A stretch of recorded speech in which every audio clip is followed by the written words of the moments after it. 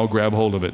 One of the ways you learn how to love one another is by learning how much God loved you in the first place. Because if we're supposed to love one another as God has loved us, then we need to learn more about how God has loved us so that we can pattern that in our love for one another. Because God loved us, we are to love one another. October 22nd, 2007, the first Medal of Honor was awarded for combat in Afghanistan. It was presented to the family of Lieutenant Michael Murphy, a Navy SEAL who gave his life to make a radio call for help for his team. Murphy and 3 other SEALs were sent on a mission in June of 2005 into the rugged 10,000-foot Afghan mountains, searching for a known terrorist, and they apparently were spotted by local tribesmen who reported them to the Taliban.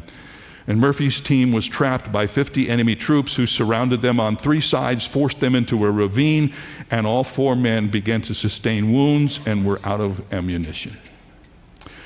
"We were hurting," said the team's sole survivor, Petty Officer 2nd Class Marcus Luttrell. "We were out of ammo and it was bad. It was real bad." But Murphy moved from man to man to keep his team together, though he had to expose himself to enemy fire to do it. Then, because the mountainous terrain blocked communications, he had to move into the open area and call for help. Despite incoming fire, he calmly provided his unit's location and information about opposing force. While making the call, he took 2 rounds in the back and dropped the handset.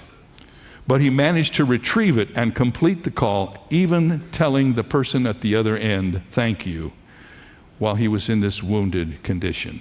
His dad, speaking to reporters after his son had been killed in action, said, "Here is a man who'd been shot in the stomach. He'd been fighting with this wound. Then he gets shot in the back, and then he still has the presence of mind to say thank you." Petty Officer Luttrell survived the firestorm because he was blasted over the ridge by a rocket-propelled grenade, knocked unconscious, and rescued by local villagers who refused to turn him over to the Taliban. He was later transported to a Marine outpost, and he owed his life to Lieutenant Murphy. I can't imagine the love, respect, and gratitude that he feels today for his fallen companion. To know that a buddy willingly and without hesitation exposed himself to enemy fire to save him